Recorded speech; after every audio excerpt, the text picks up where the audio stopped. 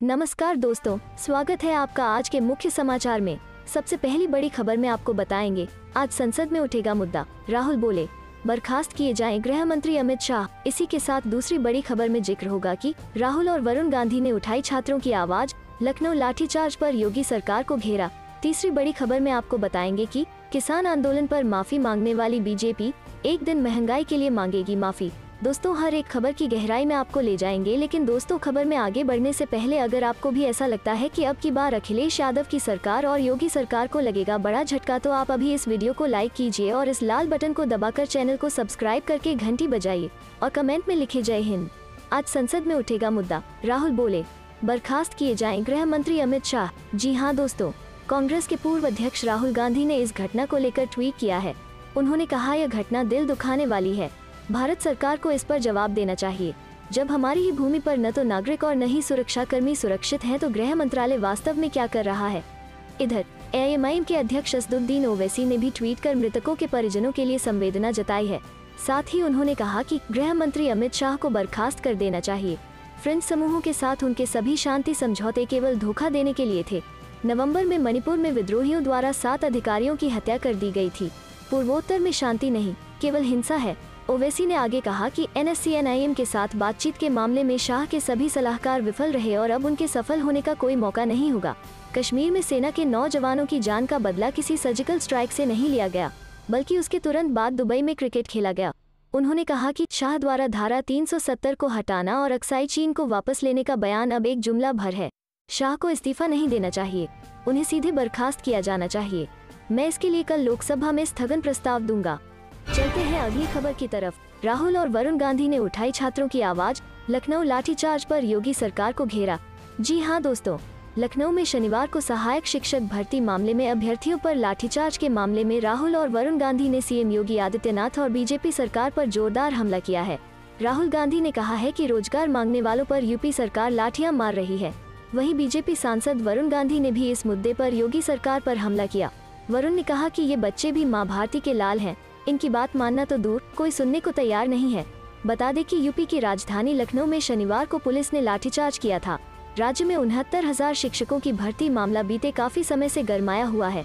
परीक्षार्थी इस भर्ती प्रक्रिया पर सवाल उठा रहे हैं। उनका आरोप है कि शिक्षकों की भर्ती में धांधली हुई। शनिवार को इन छात्रों ने सीएम आवास की ओर कैंडल मार्च निकाला। इस दौरान अभ्यर्थियों की पुलिस से झड़प हो गई। इसी दौरान पुलिस ने उन्हें लाठियों से जमकर पीट दिया। कई अभ्यर्थियों ने रेलिंग से कूदकर अपनी जान बचाई। परीक्षार्थियों का आरोप है कि पुलिस ने उन्हें दौड़ा दौड़ा कर पीटा। चलते हैं अगली खबर की तरफ। किसान आंदोलन पर माफी मांगने वाली बीजेपी एक दिन महंगाई के लिए मांगेगी माफी। जी हां दोस्तों, खाद्य और नागरिक आपूर्ति मंत्री प्रताप सिंह खाचरियावास आज सुबह उदयपुर पहुंचे। यहां पार्टी कार्यकर्ताओं ने महाराणा प्रताप एयरपोर्ट पर उनका गर्मजोशी से स्वागत किया। इस दौरान सर्किट हाउस में भी मीडिया से मुखातिब हुए। खाचरियावास ने महंगाई सहित भारतीय जनता पार्टी पर जमकर निशाना साधा। मंत्री प्रताप सिंह खाचरियावास ने भारतीय जनता पार्टी की प्रदेश कार्य समिति की बैठक के आयोजन पर जमकर निशाना साधा। उन्होंने कहा कि भाजपा को बैठक करने की बजाय केंद्र सरकार के कार्यों का आंकलन कर जनता के बीच में जाना चाहिए, लेकिन भाजपा की केंद्र सरकार के पास ऐसी कोई उपलब्धि नहीं है कि उसे लेकर वो जनता के बीच जा सके। इसीलिए भाजपा के नेता देश की जनता को गुमराह करने में लगे हुई है। उन्होंने कहा कि केंद्र सरकार जनता की आकांक्षाओं पर खरी नहीं उतर पाई है। देश में लगातार महंगाई और बेरोजगारी बढ़ती जा रही है।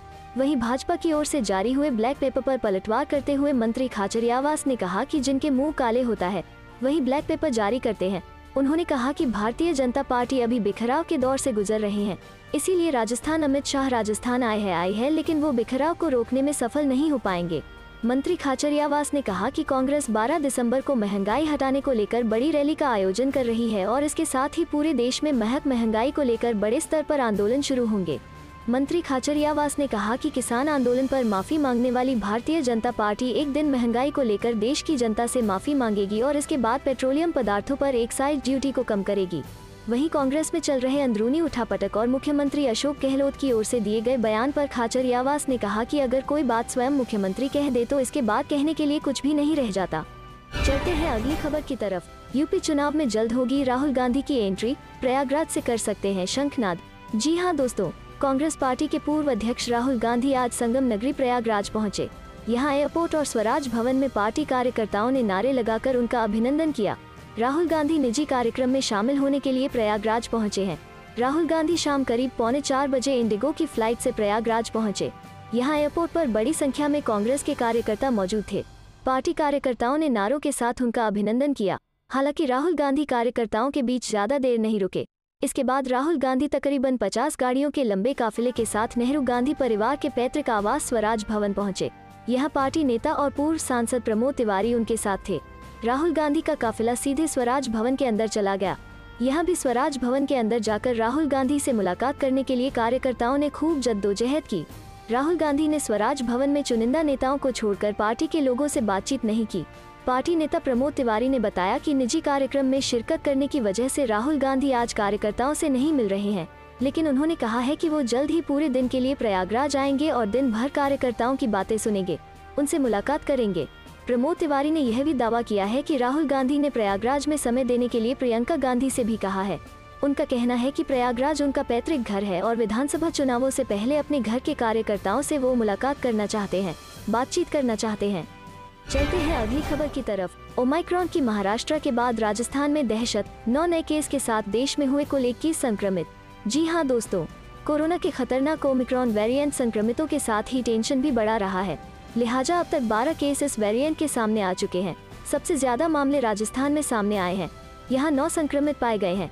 वहीं महाराष्ट्र में अब तक 8 लोगों में ओमिक्रॉन वेरिएंट की पुष्टि हो चुकी है, जबकि कर्नाटक में 2, गुजरात में 1 और राजधानी दिल्ली में भी 1 संक्रमित मरीज मिल चुका है। ओमिक्रॉन वेरिएंट देश के हर राज्य में धीरे धीरे पैर पसार रहा है।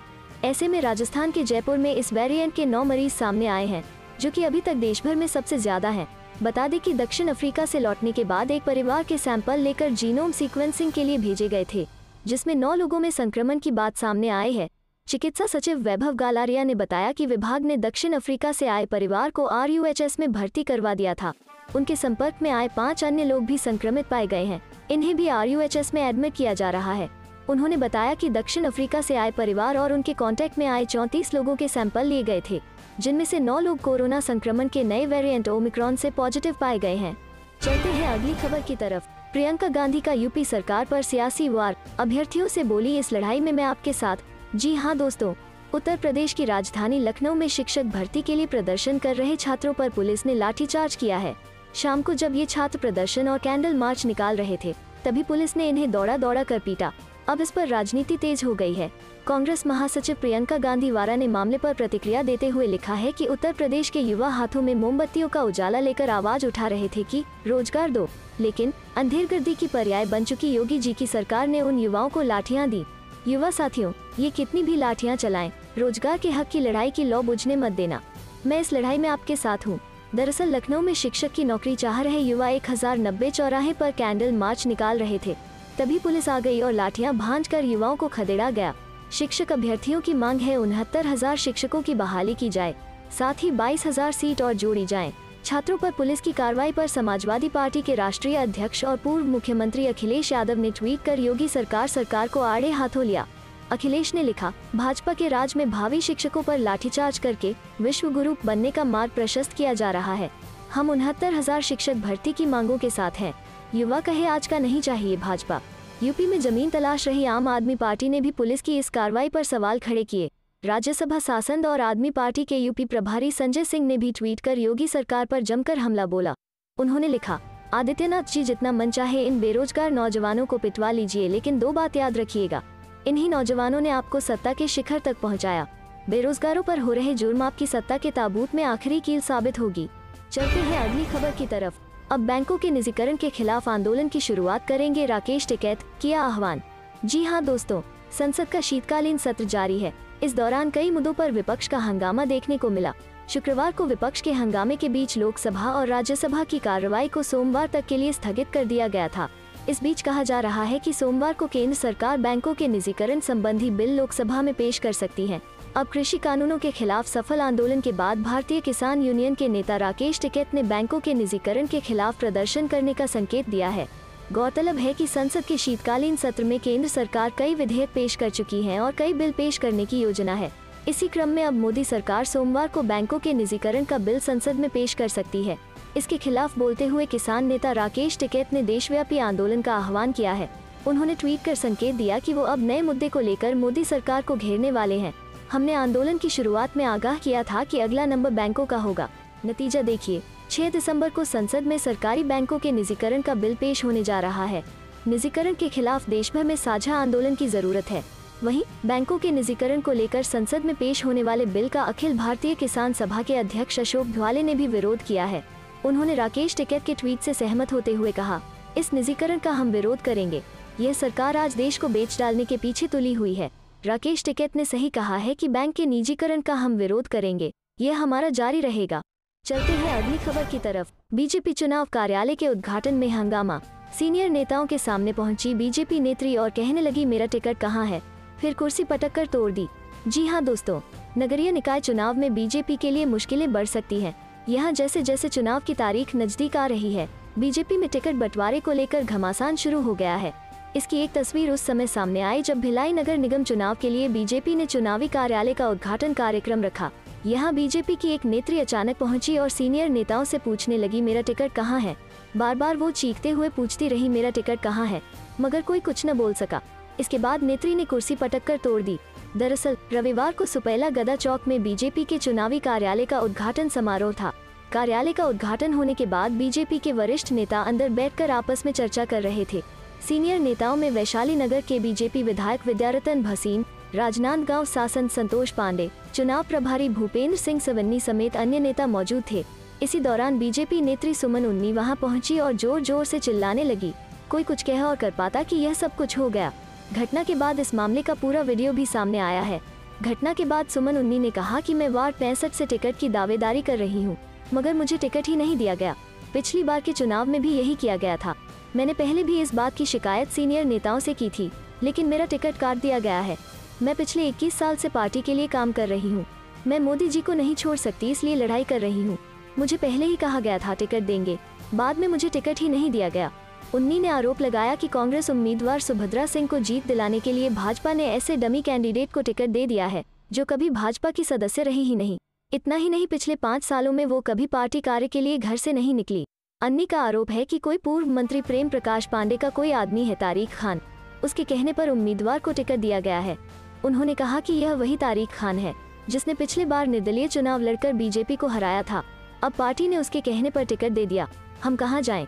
बीजेपी ने वार्ड 65 से रीता यादव को टिकट दिया है। उन्नी रीता को ही डमी कैंडिडेट बता रही हैं। तो क्या भारत में आएगी कोरोना की तीसरी लहर? क्या फिर से लग जाएगा लॉकडाउन? जी हाँ दोस्तों, दुनिया में कोरोना के नए वेरिएंट ओमिक्रॉन की वजह से हड़कंप मचा हुआ है और भारत में भी अब इसने अपना पैर पसारना शुरू कर दिया है। बता दें कि 24 नवंबर को ओमिक्रॉन के पहले केस की पुष्टि के बाद से अब तक यानी सिर्फ 10 दिनों में ही ये कोरोना का नया वेरिएंट दुनिया के 38 देशों में फैल चुका है और पूरी दुनिया में ओमिक्रॉन वेरिएंट के अब तक करीब 400 केस सामने आ चुके हैं।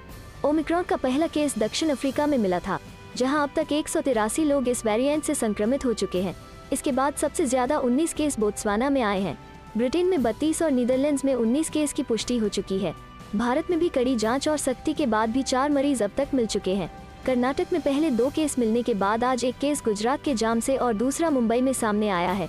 जामनगर में ओमिक्रॉन से संक्रमित व्यक्ति हाल ही में जिम्बाब्वे से भारत आया था, जबकि मुंबई में मिला मरीज केपटाउन से मुंबई लौटा था। दुनिया में जिस तरह से ओमिक्रॉन फैल रहा है, उसे देखकर लोगों के मन में यही सवाल उठ रहा है कि क्या भारत में कोरोना की तीसरी लहर ओमिक्रॉन लेकर आएगा। बता दें कि अभी भी ओमिक्रॉन पर रिसर्च पूरी नहीं हुई है, लेकिन वैज्ञानिक मानते हैं कि ओमिक्रॉन से भारत में तीसरी लहर आ सकती है और सभी को सावधान रहने की जरूरत है। अगर राहत की बात कोई दिखाई पड़ रही है तो वो सिर्फ ये है कि भारत में टीकाकरण की गति तेज बनी हुई है। ऐसे में कहा जा रहा है कि अगर मामले बढ़ते भी हैं तो शायद भारत में कोरोना के नए वेरिएंट की स्थिति दूसरी लहर जितनी खतरनाक नहीं होगी। भारत में डेल्टा से ज्यादा संक्रमितों को मिली सीरोपॉजिटिविटी की वजह से नए वेरिएंट ओमिक्रॉन का खतरा यहाँ कुछ कम हो सकता है, लेकिन अभी भी वैज्ञानिक कुछ भी सही नहीं बता पा रहे हैं कि यह डेल्टा से कितना खतरनाक होगा। अब इस राहत के बीच चिंता का विषय ओमिक्रॉन का अपना स्वरूप बदलना है। कहा गया है कि ओमिक्रॉन में 30 से ज्यादा बार म्यूटेशन हुआ है। डेल्टा के मुकाबले भी इसे 5 गुना ज्यादा संक्रामक माना जा रहा है। ऐसे में हमारी थोड़ी भी लापरवाही फिर बड़ा संकट खड़ा कर सकती है। क्या फिर से लगेगा लॉकडाउन? अभी के लिए भारत में एक ट्रैवल एडवाइजरी पहले ही जारी कर दी गई है। एयरपोर्ट पर भी स्क्रीनिंग और टेस्टिंग बढ़ा दी गई है। अगर लापरवाही बढ़ती गई और केसेज बढ़े तो भारत में लॉकडाउन के अलावा कोई विकल्प नहीं होगा। चलते हैं अगली खबर की तरफ। टीईटी का पेपर की गोपनीय छपाई का बड़ा घोटाला। अखिलेश यादव। जी हाँ दोस्तों, समाजवादी पार्टी अध्यक्ष अखिलेश यादव ने शनिवार को कहा कि भाजपा राज में पेपर लीक होने की वजह से बेरोजगार इस बार सपा की सरकार बनाने जा रहे हैं। उन्होंने इस संबंध में ट्वीट कर कहा कि टीईटी परीक्षा का पेपर बियर के एक गोदाम के पते पर छपना गोपनीय छपाई का बड़ा घोटाला है। भाजपा सरकार में तो यूं ही हर बार पेपर लीक होगा, इसीलिए 2022 में बेरोजगार सपा की सरकार बना रहे हैं, क्योंकि उन्हें पूरा भरोसा है कि सपा के आने से ही सब कुछ फिर से ठीक होगा। एक अन्य ट्वीट में उन्होंने कहा कि भाजपा के राज में भावी शिक्षकों पर लाठीचार्ज करके विश्व गुरु बनने का मार्ग प्रशस्त किया जा रहा है। हम 69,000 शिक्षक भर्ती की मांगों के साथ हैं। युवा कहे आज का नहीं चाहिए भाजपा। सपा मुखिया ने कहा कि लखीमपुर किसान स्मृति दिवस मनाकर यूपी वालों ने बता दिया है कि वो न तो किसानों पर पीछे से किए गए वार को भूलेंगे, न किसानों की शहादत को, और न ही भाजपा के जुल्म और अत्याचार को। चलते हैं अगली खबर की तरफ। प्रियंका गांधी का पीएम मोदी पर तंज, कहा भारतीयों की पीड़ा को बूटों तले कुचलिए मत। जी हाँ दोस्तों, कांग्रेस पार्टी की राष्ट्रीय महासचिव और उत्तर प्रदेश के प्रभारी प्रियंका गांधी ने ट्वीट कर केंद्र की नरेंद्र मोदी सरकार पर हमला बोला है। उन्होंने कहा कि भारतीय जनता पार्टी की सरकार ने अब तक न तो कोरोना से हुई मौतों के सही आंकड़े जारी किए हैं और न ही मृतकों के परिजनों को किसी तरह का मुआवजा दिया है। इस दौरान उन्होंने कहा कि मृतकों के परिजनों को मुआवजा दिया जाए। उन्होंने आगे कहा कि नरेंद्र मोदी करोड़ों भारतीयों की पीड़ा और संवेदना को संवेदनहीनता के बूटों तले कुचलिए मत, मृतकों के परिजनों को मुआवजा दीजिए। प्रियंका गांधी ने कहा, बीजेपी सरकार ने अब तक न तो कोरोना से हुई मौतों के सही आंकड़े जारी किए हैं और न ही मृतकों के परिजनों को किसी तरह का मुआवजा दिया है। प्रधानमंत्री नरेंद्र मोदी करोड़ों भारतीयों की पीड़ा और संवेदना को संवेदनहीनता के बूटों तले कुचलिए मत, मृतकों के परिजनों को मुआवजा दीजिए। केंद्रीय स्वास्थ्य मंत्रालय की ओर से जारी किए गए आंकड़ों के मुताबिक देश में अब एक्टिव मामलों की संख्या 99,974 है। वहीं इस महामारी से जान गंवाने वालों की संख्या बढ़कर 4,70,530 हो गई है। आंकड़ों के मुताबिक अभी तक 3,40,53,856 लोग संक्रमण मुक्त हो चुके हैं। चलते हैं अगली खबर की तरफ। यूपी में अभी हुआ चुनाव तो कौन मारेगा बाजी, सवे में सामने आया जनता का मूड। जी हाँ दोस्तों, उत्तर प्रदेश में विधानसभा चुनाव को लेकर सरगर्मियां हर दिन बढ़ रही हैं। सभी राजनीतिक दल जोर आजमाइश में लगे हैं। इस बीच एक साप्ताहिक सर्वे सामने आया है। सर्वे के मुताबिक प्रदेश में समाजवाद पार्टी को फिर से बढ़त मिलती दिखाई दे रही है। पश्चिमी और पूर्वी उत्तर प्रदेश में कराए गए इस सर्वे में अखिलेश यादव को 39 से 40% सीटें मिलती दिखाई दे रही हैं। इस हिसाब से अगर अभी चुनाव होते हैं तो अखिलेश यादव को दोबारा सरकार बनाने का मौका मिल सकता है। वहीं बीजेपी सपा के बाद दूसरे नंबर की पार्टी बनकर सामने आ सकती है। सर्वे के मुताबिक पश्चिमी उत्तर प्रदेश की 136 सीटों पर सपा को 39% वोट मिल सकता है। वहीं बीजेपी के खाते में 33% वोट जाने की संभावना है। बीएसपी को सिर्फ 16% वोट मिलने के आसार हैं। वहीं कांग्रेस को सिर्फ 7% मत मिलने की संभावना है। अन्य उम्मीदवारों के खाते में 5% वोट जाएगा। बता दें कि यह सर्वे 25 नवंबर से 1 दिसंबर के बीच का है। पश्चिमी उत्तर प्रदेश में लोगों की राय हफ्ते भर में कुछ नहीं बदली है, लेकिन पूर्वांचल इस मामले में अस्थिर लग रहा है। पूर्वांचल क्षेत्र में 130 सीटें हैं। इनमें से 27 नवंबर के सर्वे की बात करें तो सपा और उसके सहयोगी दलों को 39% सीटें मिल सकती हैं। वहीं हफ्ते भर बाद यही संभावना 40% सीटों की हो जाती है। जाहिर है कि अखिलेश यादव की लोकप्रियता में बढ़त दिखाई दे रही है। बीजेपी को 27 नवंबर के सर्वे में 35% सीटें मिलने के आसार दिख रहे हैं। वहीं शनिवार को यह आंकड़ा बढ़कर 36% हो जाता है। बीएसपी को हफ्ते भर में 2% सीटों का नुकसान दिखाई दे रहा है। 27 नवंबर के सर्वे में उसे 14% वोट मिलने का अनुमान है, जबकि शनिवार को यह घटकर 12% हो गया। कांग्रेस को 7% वोट शेयर हासिल होने का अनुमान है। इस साप्ताहिक सर्वे में 11,085 लोगों ने हिस्सा लिया था। चलते हैं अगली खबर की तरफ। जब बीजेपी वाले वोट मांगने आए तो याद रखना, अपने शिक्षक अभ्यर्थियों पर लाठीचार्ज पर बोले राहुल गांधी। जी हाँ दोस्तों, लखनऊ में विरोध जता रहे लोगों पर पुलिस की ओर से लाठीचार्ज करने का मामला तूल पकड़ता जा रहा है। कांग्रेस सांसद राहुल गांधी ने लाठीचार्ज की घटना पर अपनी प्रतिक्रिया दी है। उन्होंने यूपी सरकार को निशाना बनाते हुए कहा है कि रोजगार मांगने वालों को लाठियों से पीटा जा रहा है। बता दें कि राज्य में 69,000 सहायक शिक्षकों की भर्ती मामले में अभ्यर्थी अनियमितता का आरोप लगातार प्रदर्शन कर रहे हैं। इसी कड़ी में लखनऊ में विरोध जताने के लिए कैंडल मार्च निकालने लोग पहुंचे थे, तभी पुलिस ने लाठीचार्ज कर दिया। उन्होंने ट्विटर पर वीडियो शेयर करते हुए पोस्ट किया है, रोजगार मांगने वालों को यूपी सरकार ने लाठियां दी। जब भाजपा वोट मांगने आए तो याद रखना। बता दें कि विरोध कर रहे लोग सीएम योगी के आवास की ओर कैंडल मार्च निकालने की कोशिश कर रहे थे। इसका लेकर समाजवादी पार्टी ने भी विरोध जताया है। सपा ने घटना का ट्विटर पर वीडियो शेयर कर अपना विरोध जताया है। वीडियो में दिख रहा है कि कुछ लोगों को पुलिस लाठियों से पीट रही है, वहीं कुछ लोग भागते हुए नजर आते हैं। कई पुलिसकर्मी उनको खदेड़ते हुए नजर आते हैं।